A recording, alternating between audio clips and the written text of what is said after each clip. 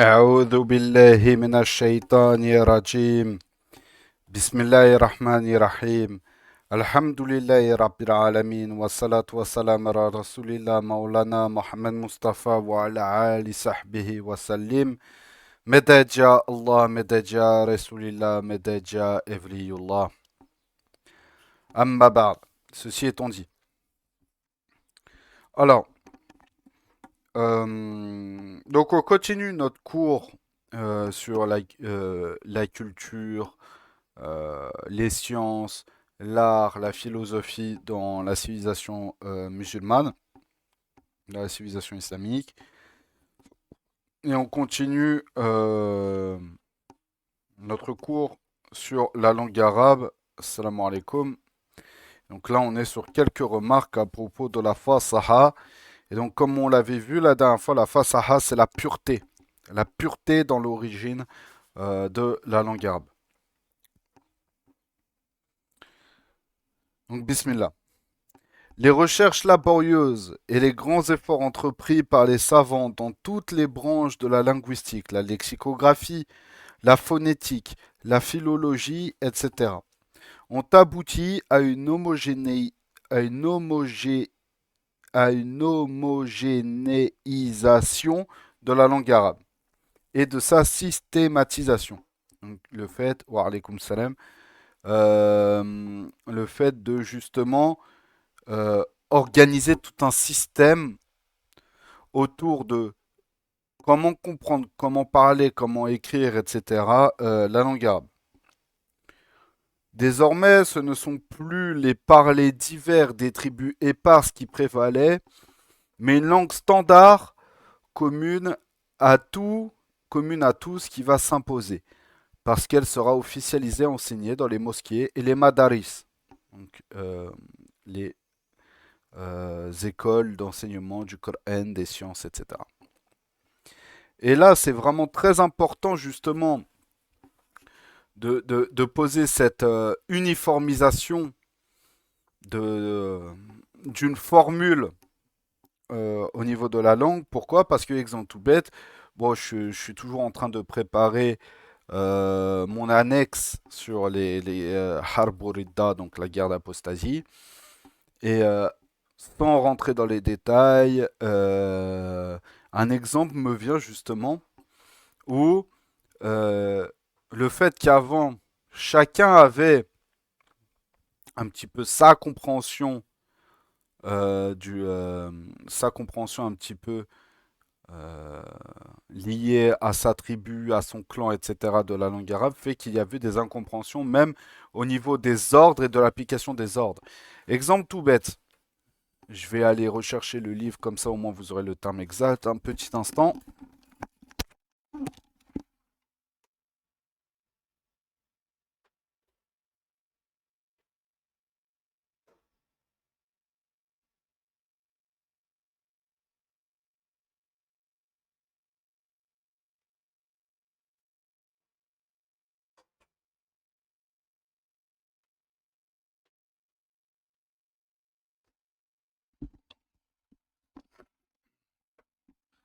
Alors, c'est toujours, comme on l'a vu, au moment des guerres d'apostasie. Au moment des guerres d'apostasie, lorsque l'armée des musulmans combattait Malik ibn Douaira, qui était au préalable un des principaux alliés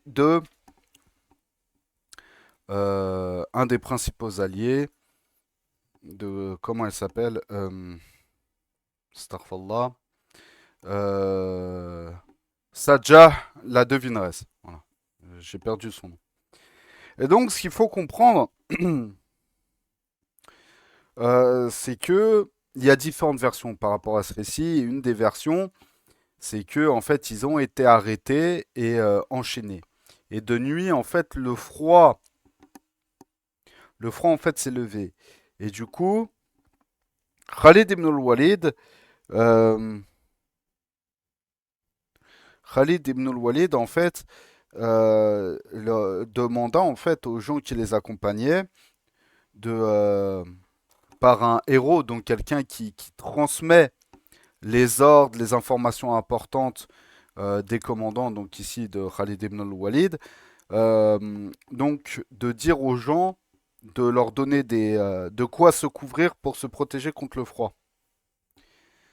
Et ces propos ont été mal interprétés puisque les gens pensèrent qu'il s'agissait d'un appel à leur exécution. Et donc ils finirent par les exécuter à tort, car dans la langue parlée dans la province d'Al-Bitah, c'est la province où a été retrouvé Malik ibn Nuwayra et ses partisans. En fait, c'est l'expression dif, donc dif qui veut dire se protéger contre le froid, se couvrir, s'habiller avec des habits chauds pour se protéger contre le froid, etc. Chez eux, en fait, signifie l'exécution, se faire exécuter ou exécuter quelqu'un. Donc voilà pourquoi est-ce que au niveau même purement même de l'organisation de l'État, l'organisation de l'État, la transmission des ordres pour les armées, même d'une politique commune, il était important justement d'avoir une langue standardisée et d'une langue où tout le monde pourrait avoir la même compréhension et la même base d'éducation afin de faciliter les échanges. Donc cela demeure la principale victoire des savants du ilm al-arabiya euh, vis-à-vis de la langue arabe. Et donc quant à la fasaha, c'est la langue sur laquelle ils étaient intransigeants. Nous pouvons dire qu'ils n'ont pas atteint leur but, en ce sens que la arabiya fosha, donc c'est fidèle à la pureté absolue du parler des anciens arabes, qui ont été contaminés par aucune langue étrangère, est une pure utopie. En fait, pourquoi c'est une pure utopie? Tout simplement parce que l'expansion du territoire islamique, la conversion à l'islam de populations qui n'étaient pas naturellement arabes, on a été obligé d'adapter et d'uniformiser une langue arabe qui se base sur aussi ces spécificités-là. Sachant que la spécificité de l'arabe fosra parlée par les tribus bédouines, etc., était en fait, comme on l'a vu plus tôt, une spécificité de langue intrinsèque aussi à chaque tribu, qui pouvait, un même terme ne pouvait pas forcément dire la même chose d'une tribu à une autre.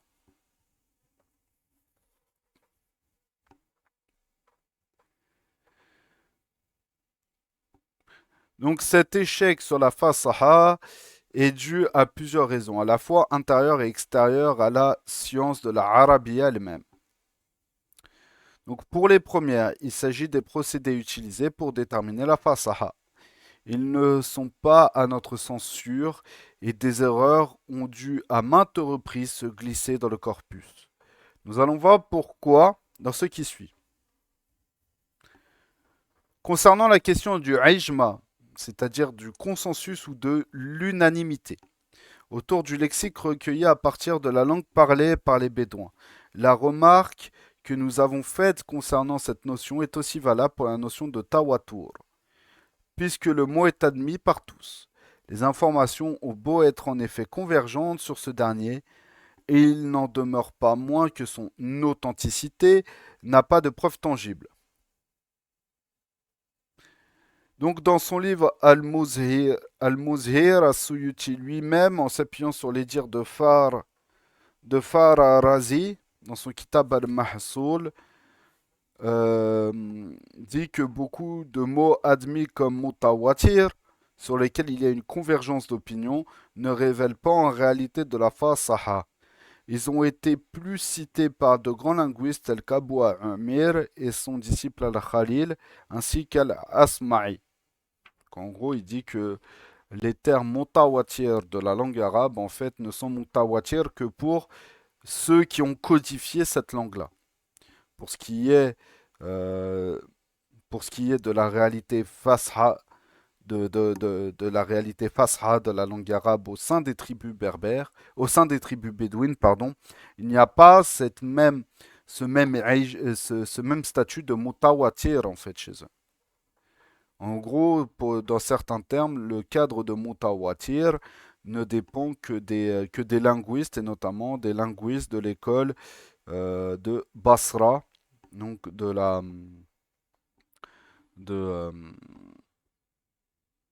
euh, du Qiyas en fait dans la langue arabe. Alors que à Al-Koufa, ils avaient une autre méthodologie.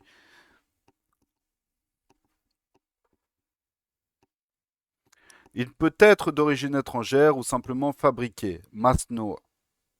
Son utilisation par le plus grand nombre de personnes prouve son intégration dans la langue arabe, mais elle ne prouve en rien sa fasaha. La conclusion de ces remarques est évidente. La Arabia dite Fosha est loin d'avoir réalisé sa fasaha. Elle est riche d'inventions de linguistes et d'emprunts de mots étrangers. Autre point concernant la sémantique des mots recueillis.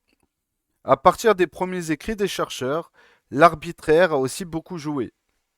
Ce sont des mots lus et non entendus, comme nous l'avons avancé plus haut. Les lettres de l'alphabet arabe étaient indistinctes puisque beaucoup s'écrivaient de la même façon. La conséquence était la diffusion du sens des mots dans lesquels elles se trouvaient. Ce genre d'erreur était fréquente en langue arabe. On appelait atashif, atashif, qui vient de safaha, du pluriel suhuf, qui veut dire les feuillets. En l'absence de points sur les lettres, le lecteur décidait de lire par exemple ba à la place d'un ta ou d'un sa ou d'un ya. Selon son choix des lettres et le sens du mot changeait. Donc, je vais afficher le tableau blanc. Mais ça, on l'a déjà vu à plusieurs reprises. Mais c'est pour se faire comprendre. Euh, du coup, si on prend le thème à tashif, donc ça s'écrirait comme ça. Atas.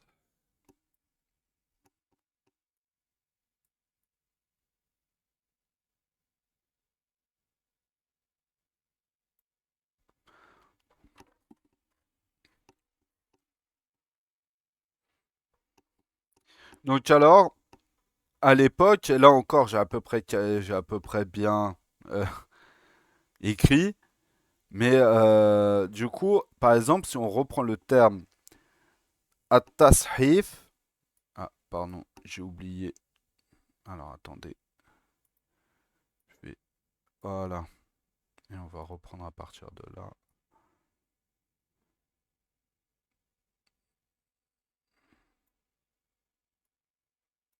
Bon, c'est pas hyper bien écrit, mais au moins c'est à peu près lisible.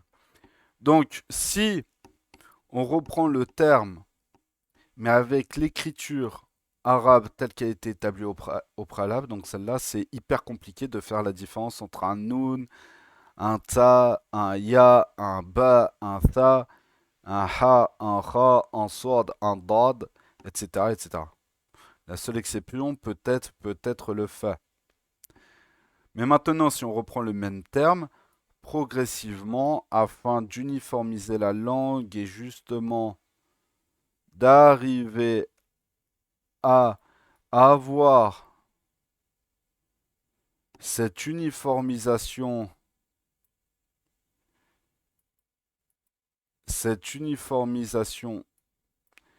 et ce côté,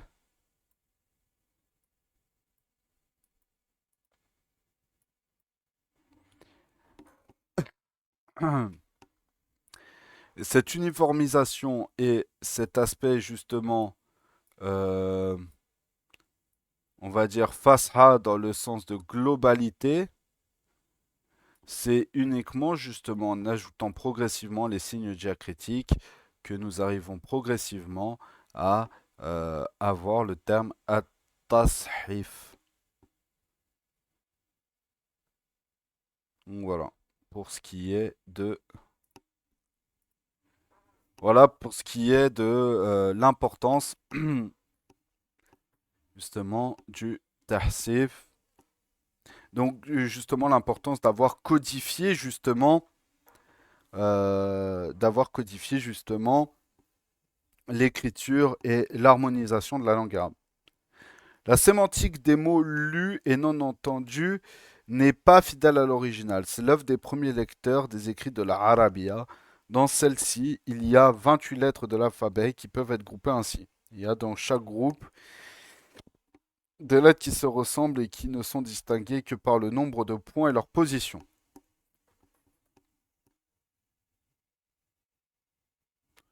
Euh, donc le noun, le ya, le sa, le ta, le ba, c'est les lettres qui peuvent... alors,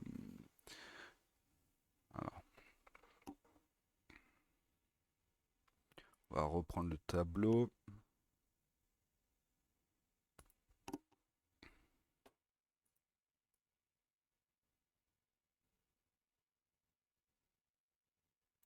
Voilà. Donc si on reprend notre tableau, on va rassembler toutes les lettres qui, en s'écrivant en début ou en milieu de mots, peuvent se ressembler. Alors il y a le noun, le ya, le sa,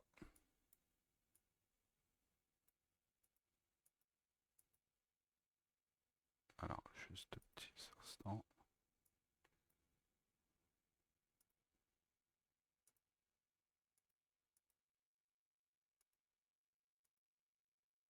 Voilà, qu'est-ce que j'ai fait?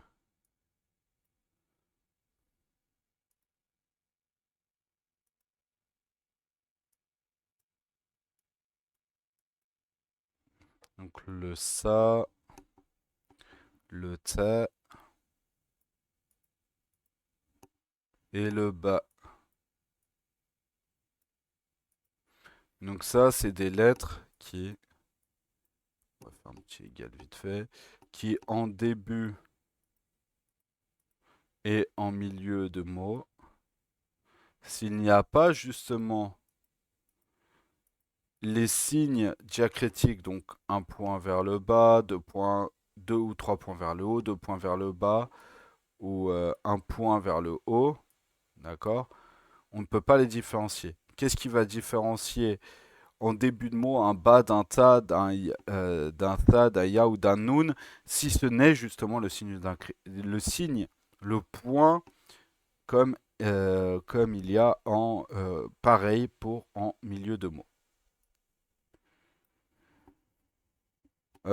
Pareil, qu'est-ce qui va différencier le jim, pardon, du ha ou du kha? Pareil, en début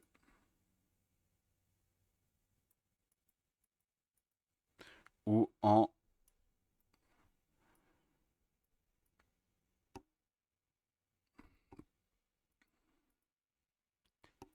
milieu de mot, etc., etc. Pareil, si ce n'est la présence ou non du point au-dessus ou en dessous, ou l'absence. Dans ces cas-là, l'absence, ce sera un ha.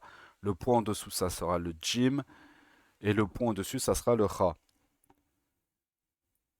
Etc. Etc. Pareil, le zei, le ra et le zei.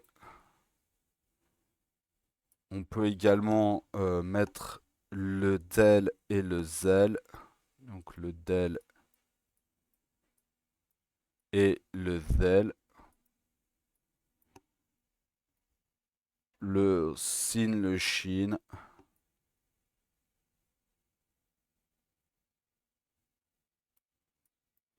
Le sin et le shin. Etc. Etc. etc. Qu'est-ce qui va différencier toutes ces lettres-là entre elles, si ce n'est justement les points qui sont placés en dessous, au-dessus, en dessous, etc., etc., etc. Ça a été la première codification justement de la langue arabe qui permit justement de faciliter son apprentissage, sa lecture, sa compréhension et aussi sa codification au niveau civilisationnel.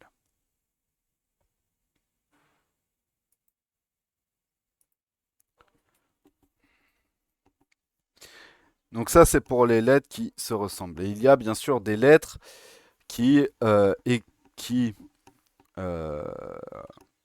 on va dire, dans leur nature de base, on peut les reconnaître facilement et ne pas les mélanger avec d'autres. Donc dedans, il y a le alif, le wao, le ha, le mim, le lam et le kaf. Voilà. Sur ce point, les remarques en ce qui concerne le ilm ou le fiqh sont ici valables. Donc l'ijma' peut être fondé au départ sur une erreur. Un consensus unanime d'un groupe donné ou d'une communauté, aussi large soit-elle autour d'une question déterminée, ne prouve en rien que le résultat obtenu est vrai. Une erreur répétée par des milliers d'hommes demeure en elle-même une erreur. Ce n'est pas parce qu'il y a ijma sur quelque chose que ce quelque chose acquiert d'emblée les qualités de la véracité, de l'authenticité. Si l'ijma prouve une chose, c'est uniquement l'entente, l'accord d'un groupe social déterminé sur un dire ou un acte donné, sans plus. Il n'implique pas forcément que ce dire ou cet acte représente la vérité. Cette simple remarque remet en question tout l'édifice construit par l'ijma en fiqh, en hadith et en toute science qui ne se base pas sur l'observation, l'expérience et la vérification. En langue, un mot ou un groupe de mots décrété par ijma comme non contaminé et donc fasih peut en fait être d'origine étrangère. Ceux qui ont décidé de son authenticité ignoraient les langues des autres, les langues autres que l'arabe, et pouvaient de ce fait être à la merci de l'erreur. Nul n'est infaillible à la sélection de la fasaha, et nul n'est infaillible. Et la sélection de la fasaha a été très souvent arbitraire. Concernant la poésie anté-islamique, donc de la Jahiliya, qui a été une source principale du corpus de la Arabia Fosha, en plus du Coran, il y avait beaucoup d'apocryphes, donc de textes en fait qui ont été attribués à la poésie arabe de la Jahiliya, mais qui en fait sont venus euh, après en fait justement euh, l'époque de la poésie arabe, de la Jahiliya bien sûr. En effet, pour donner du poids à leurs écrits, beaucoup d'auteurs attribuaient leur poésie à des poètes d'avant l'islam. Leur lexique n'était pas intact quant à sa contamination par une terminologie non fasiha. Cependant, ce lexique a été sélectionné malgré les procédés utilisés pour établir ce qui est masno, c'est-à-dire fabriqué, et ce qui est sahih, authentique.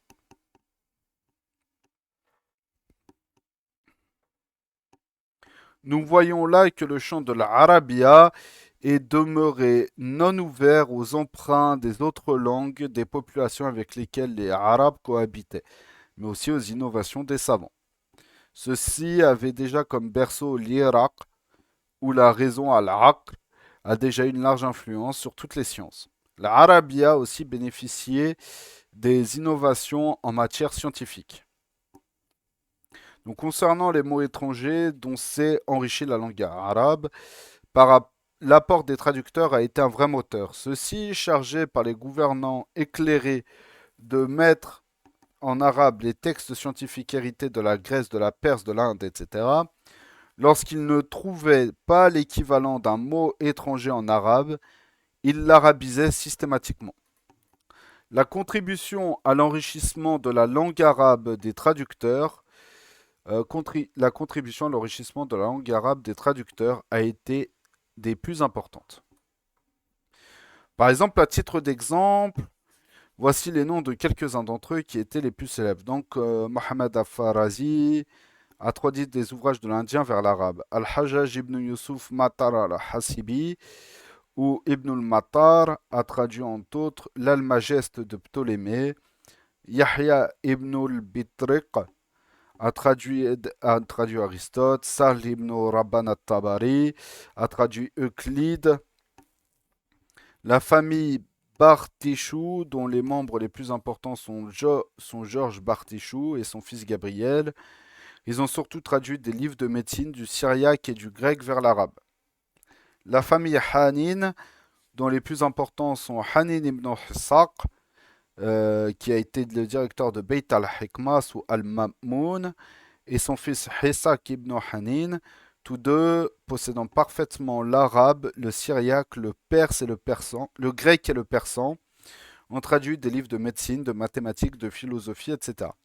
La famille Qoura, dont les plus importants sont Sabit ibn Qoura et son fils Sinan, c'est à ce dernier que l'on doit la création du Bimaristan. Donc l'hôpital a traduit des livres de sciences, d'anatomie et de médecine.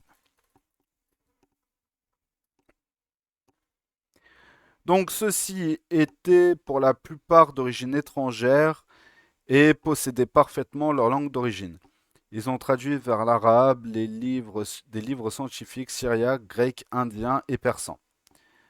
Ils ont par là beaucoup élargi le champ de l'Arabia, celle-ci étant au départ la langue d'une poignée de bédouins.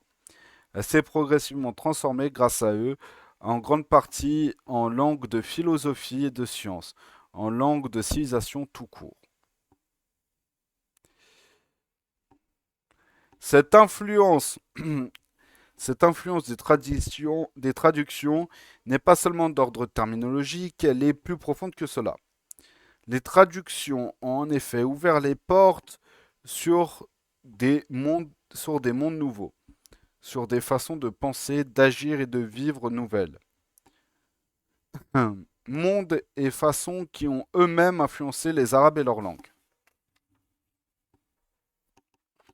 Celle-ci a perdu de sa rudesse bédouine et s'est adoptée au raffinement des autres civilisations. Importée dans les grandes cités, devenue une langue plus souple, elle a aussi assimilé de nouveaux thèmes, de nouveaux symboles. La poésie a dépassé les thèmes classiques de la femme du désert, des chameaux, des palmiers, pour utiliser d'autres images et se mettre au goût du jour. D'un autre côté, c'est une langue qui est riche d'éléments nouveaux, va utiliser une méthodologie nouvelle. D'une langue poétique, elle va se transformer en langue d'analyse et de recherche scientifique. Elle va exprimer la logique d'Aristote, l'almageste de Ptolémée, la géométrie d'Euclide, l'astronomie des Indiens et la médecine persane. Les traductions ont été à la base de cette transformation et de cette évolution. Les savants arabes ont fait le reste. Où est la fasaha dans tout cela? La arabia a été fécondée par le riche pollen qui est le legs culturel inestimable des étrangers. La fasaha, dans son sens de pureté et de non-contamination, est très restrictive et disons même très appauvrissante pour la langue. Heureusement que celle-ci, grâce essentiellement au traducteur, a fait éclater les frontières dans lesquelles on voulait la comprimer.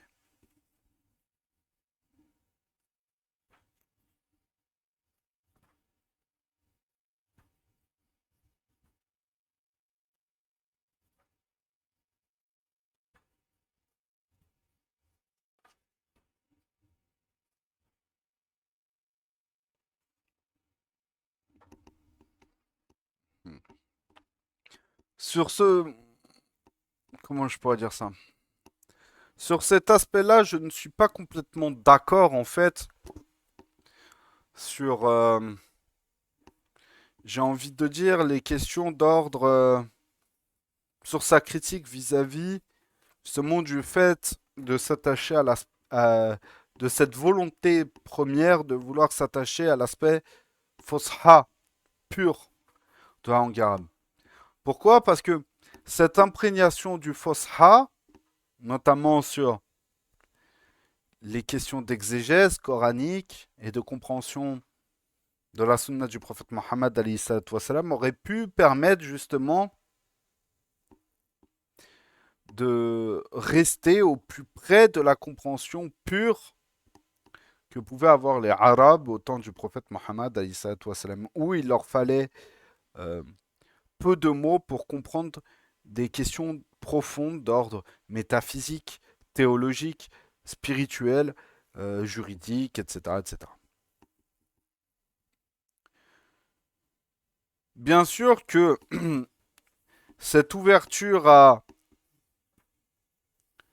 Comment je pourrais dire ça?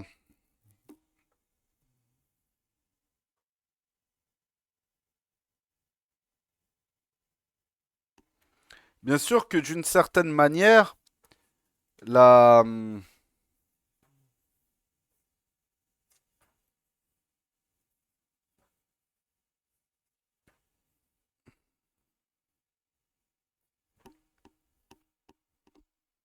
la, bien sûr que d'une certaine manière, ces influences un peu étrangères ont apporté beaucoup dans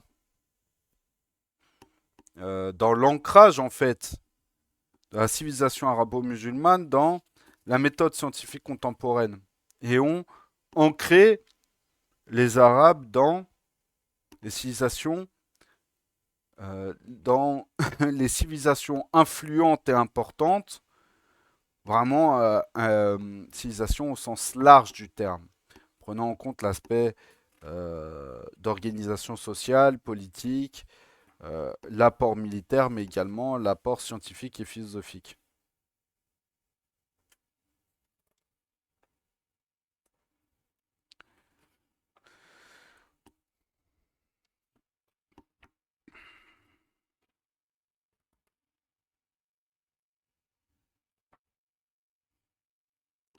Ce qu'il faut comprendre, c'est qu'il faut que on arrive à distinguer,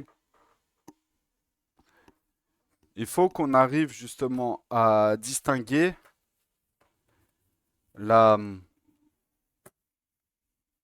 l'attachement à la pureté linguistique dans les questions d'ordre théologique, de compréhension des sources premières et primaires de l'islam, c'est-à-dire le Coran et la Sunna du prophète Mohammed et également des paroles des Sahaba, anhum, etc. Donc il faut distinguer l'arabe fosha qui a pour but justement d'aborder ces sources-là. Et on va dire un arabe un petit peu plus classique mais élargi pour les questions d'organisation, j'ai envie de dire, plus large de la civilisation arabo-musulmane. La difficulté en cela réside dans le fait que progressivement avec le temps, comme on vient de le voir, des termes qui sont aujourd'hui acceptés unanimement et où il y a ijma, consensus sur le fait que ce sont des termes issus de l'arabe fosha, en fait, au final, aujourd'hui, ne sont pas acquis comme étant justement réellement des termes issus justement de l'arabe classique euh, qui a été transmis, qui a été compris et codifié par les Arabes au temps du prophète Mohammed alayhi salatu wassalam. Ce qu'il faut comprendre, et après je vais aller chercher et après je vais aller chercher comment je pourrais dire ça, un livre qui recueille quelques exemples de poésie orientale, etc.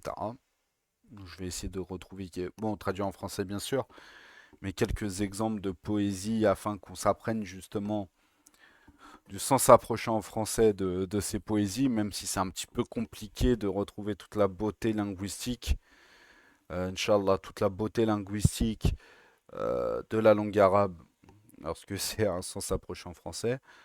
Mais avant cela, vraiment, ce qu'il faut comprendre, c'est que ce que beaucoup aujourd'hui appellent l'arabe fosha est un arabe qui a été codifié sur le tard, qui est basé sur deux choses. Le Coran et la poésie anté-islamique, principalement de Quraysh. Donc l'espèce de pseudo-arabe fosha qu'on a aujourd'hui, c'est basé sur un dialecte, qui en plus de ça a une influence. En fait, la sunna, c'est venu en second plan.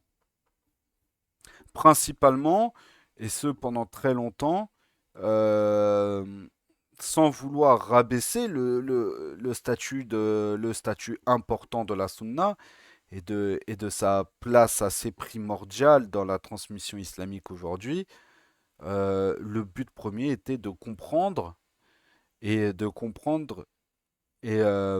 d'aborder de la manière la plus proche de ce qui a été proche de la compréhension du prophète Mohammed alayhi salatu wassalam, et des Sahaba de la parole divine. Et en fait, la construction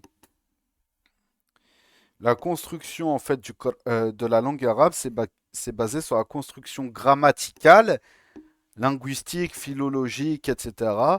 du Coran et des poésies anté-islamiques. Beaucoup plus que la sunna d'ailleurs.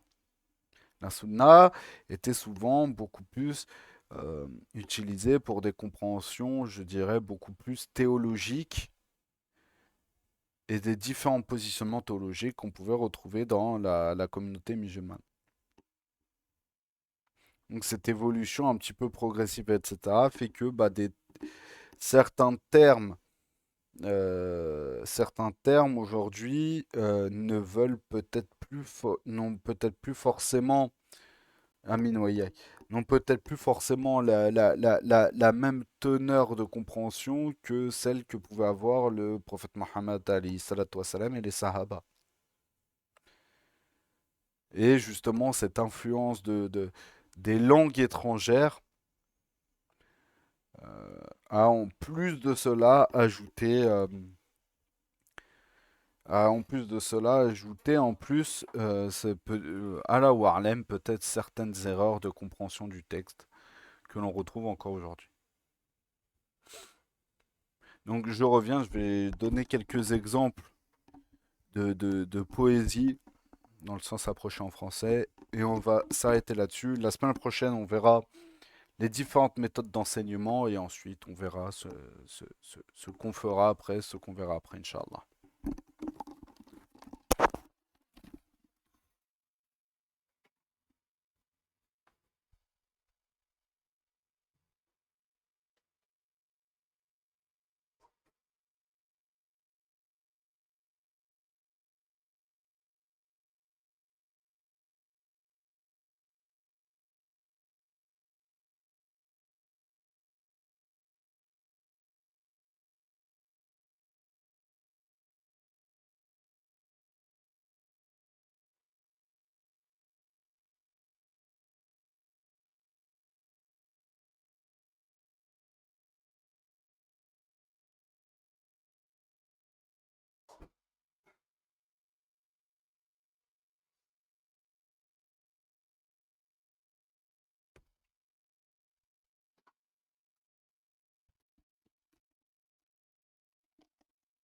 Bon, je vais vous préserver de la première de couverture.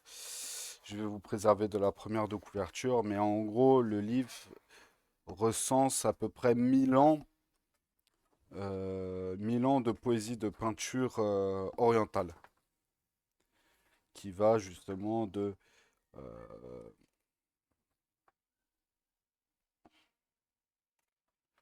euh, qui va justement en fait de la poésie anté-islamique à la poésie la plus contemporaine, avec aussi des miniatures avec aussi justement des miniatures, des décorations. C'est un livre qui est assez beau. C'est un livre qui est assez beau, qui est bien documenté, mais voilà, on reste assez aussi dans le cliché, dans le cliché un petit peu de la vision un petit peu orientaliste. On va mettre en avant peut-être des fois le côté un petit peu plus entre guillemets libertin de la civilisation orientale au profit justement peut-être de quelque chose d'un peu plus religieux, même si en soi à l'intérieur ils mettent beaucoup plus en avant justement par exemple certaines enluminures de l'époque ottomane, de l'époque ottomane sur l'organisation, euh, le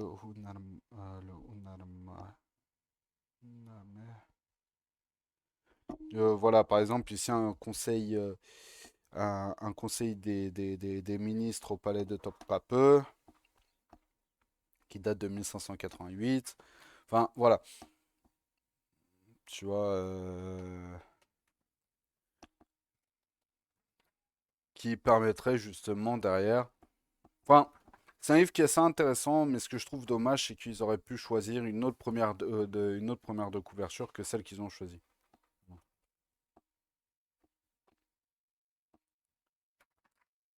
Alors,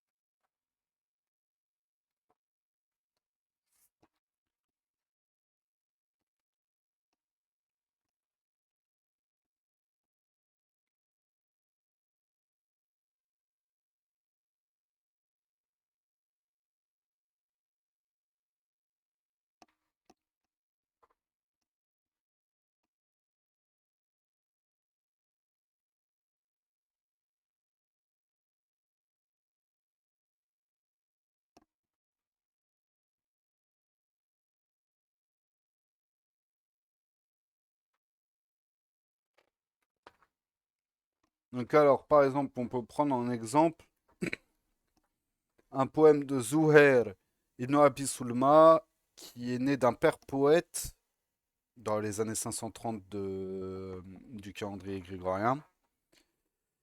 Et donc Zuhair ibn Abi Sulma est aujourd'hui reconnu pour sa sagesse empreinte de générosité et de piété. Il transmet son amour de la poésie à ses enfants et ses petits-enfants qui composeront des vers à leur tour. Donc c'est un écrivain classique de l'époque pré-islamique et il est l'auteur d'un des Mu'allaqat dans lequel il célèbre la volonté des tribus de son entourage de faire la paix entre elles.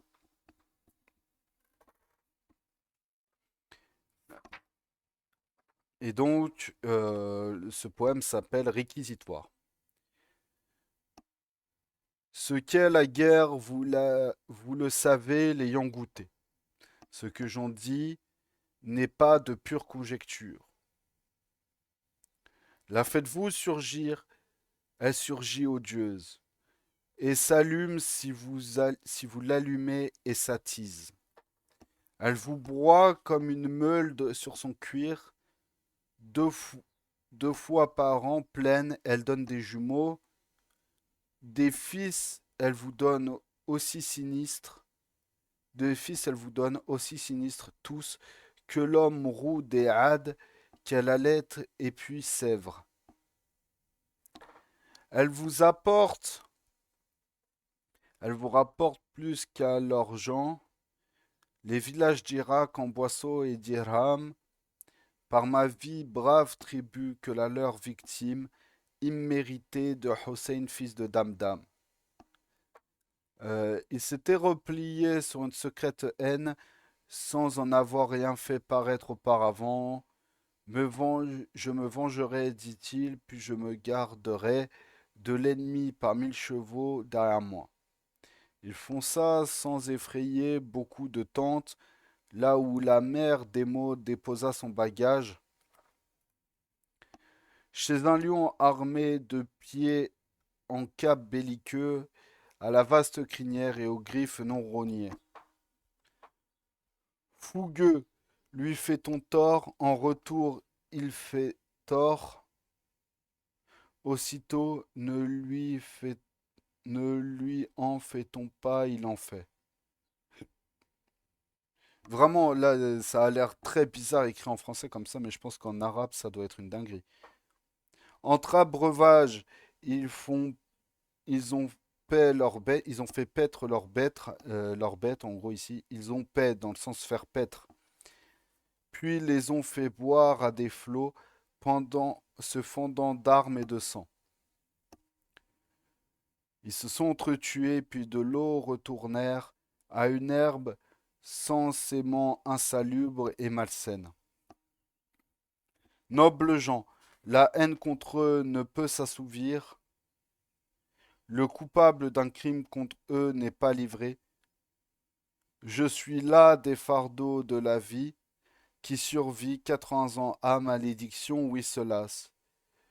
Je sais de quoi est fait aujourd'hui hier, avant lui, mais sur demain ma science est aveugle. J'ai vu le malheur frapper en aveugle, il tue, qui il touche, qui il manque, vit longtemps, décrépit. La nature d'un homme, quelle qu'elle soit, est connue, quand bien même il la croit des autres, quand même il la croit des autres inconnus, que des gens qui te plaisent, que des gens qui te plaisent quand ils se taisent, tu vois devenir excessif ou médiocre dès qu'ils te parlent.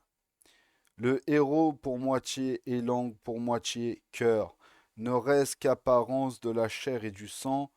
Insensé, le vieillard ne deviendra pas sage, mais le jeune homme insensé, lui, s'assagira.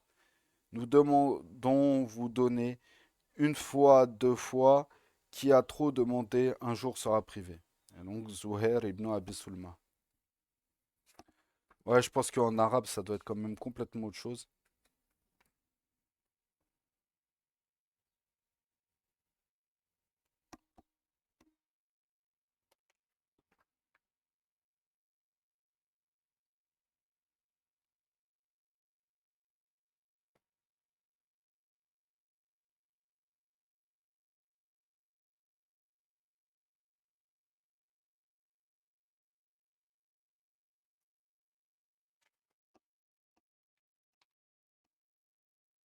Tarafa,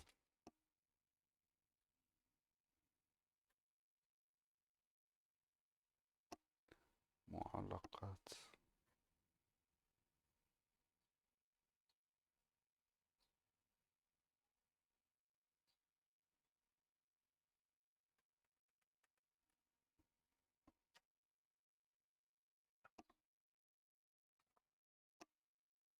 On va en lire un dernier. Donc, c'est un recueil de Tarafa. Donc, c'est un protagoniste de la poésie pré-islamique au VIe siècle, auteur de l'un des plus longs poèmes des Mu'allaqa. Tarafa appartient à une tribu qui vit dans dans l'Arabie sud-orientale, donc sûrement Oman, Bahreïn, tout ça, vers là-bas. Donc il écrit ses premiers vers encore enfant pour défendre sa mère injustement spoliée à la mort de son mari. Bien qu'il meure jeune, il laisse une œuvre très mûre qui présente dans une langue parfaite un récit de la vie nomade, bouleversant de vérité et de sensibilité. Donc là, ce poème s'appelle Métamorphose de Tarafa. Donc de Khawla, les vestiges de Sahmad sont visibles. Tel reste de tatouage au revers de la main. Mes amis arrêtant là sur moi leur monture disent de chagrin point ne te consume, assume. Moi mes soucis je les dissipe quand ils surviennent, sur ma chamelle qui de biais trotte soir et matin. Sûr comme les airs d'un grand cercueil, je l'active dessus le vêtement rayé du grand chemin. Elle défie les meilleurs à la course, faisant suivre à sa jambe sur la piste damnée. Deux cuisses à la chair si parfaite, on dirait les vantaux d'un portail d'un palais haut et lisse. Le rouleau des vertèbres, l'arceau des apophyses, l'encolure au garrot qui colle et s'articule. Ses aisselles de gîte sur les flancs, Au creux d'un arbre, ses côtes, des arcs cintrés, sous une arête armée. Lèvres fondues, trouées au bout tendre du nez, et racée d'en cogner le col, d'en cogner le sol, elle accélère. Si je veux, elle baisse, si je veux, elle presse. Elle presse l'allure, par peur de la tresse de cuir serré. Si je veux sa tête, à la hauteur du pommeau, elle nage, des deux bras rapides comme l'autruche.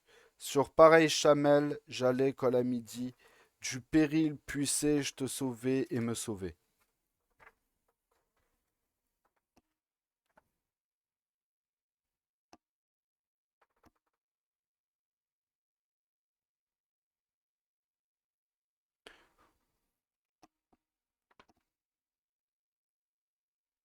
Par exemple, on peut citer également l'Abid Ben Rabi'a, donc également un des auteurs célèbres que l'on peut retrouver dans les Mu'allaqat.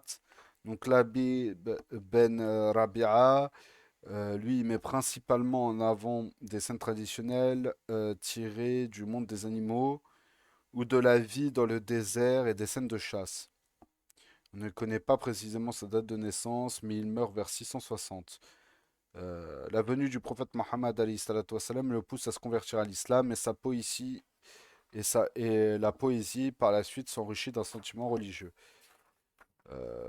On peut également parler de Ashamfara. Donc c'est un poète arabe qui est sans doute né vers la fin du 6e siècle et c'est l'un des plus grands représentants de la poésie des brigands, ce qu'on appelle la poésie des brigands, et c'est aussi les informations sur sa vie sont rares et mystérieuses. Majnoun. Donc Majnoun ou Majnoun, Majn- Majnoun ou Majnoun Leila, qui signifie le fou de Leila, se cache un jeune homme nommé ibn Molawad, qui n'a peut-être jamais existé. En réalité, il semble que plusieurs poètes de la seconde moitié du 7e siècle, rivalisant de dextérité, soient à l'origine de ces poèmes d'amour. La légende rapporte que Majnun tombe amoureux de Leïla dès l'enfance, qu'il a le malheur de lui chanter son amour alors que selon les lois bédouines, il faut être marié pour déclarer sa flamme. Le père de Leïla lui refuse donc catégoriquement la main de sa fille et la marie à un autre. Majnun s'exile dans le désert d'Arabie et perd la raison. L'amour impossible de Majnun pour Leïla, qui devient l'objet de son idolâtrie, est le symbole mystique des désirs jamais assouvis. Cette histoire d'amour est sans contexte le plus lu, copié, illustré du monde oriental. Donc voilà. Majnun très utilisé en fait pour expier dans la littérature soufie entre guillemets. Donc, voilà. Enfin bref. Là, après on va avancer un petit peu.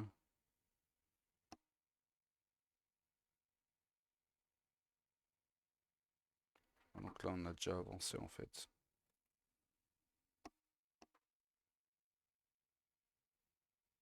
Donc voilà, là on avance déjà un petit peu. On est déjà dans la poésie à l'époque où l'Arabie était devenue majoritairement musulmane. Euh, alors, est-ce qu'il y a des questions pour l'instant pour les 5 minutes qui restent?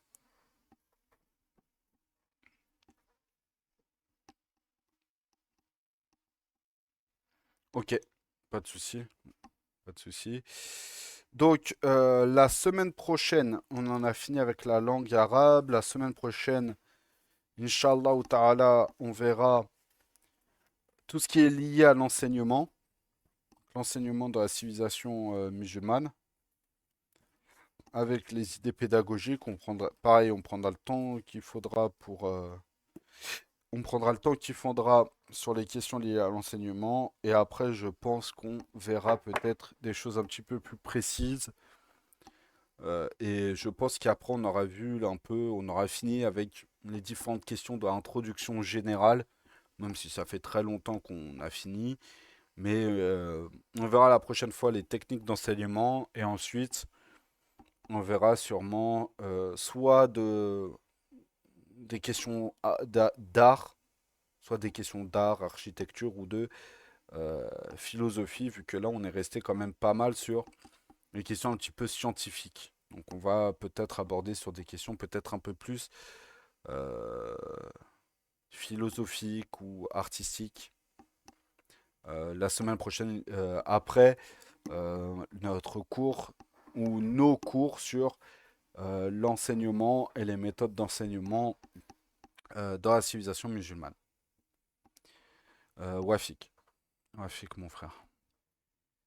سبحانك اللهم وبحمدك أشهد أن لا إله إلا أنت أستغفر الله وأتوب إليك بسم الله الرحمن الرحيم والعصر إن الإنسان لفي خسر إلا الذين آمنوا وعملوا الصالحات وتواصوا بالحق وتواصوا بالصبر اللهم صل على سيدنا محمد عدد ما في علم الله صلاة دائمة بدوام ملك الله سبحان ربك بعزة عما يصفون وسلام على المرسلين والحمد لله رب العالمين الفاتحة.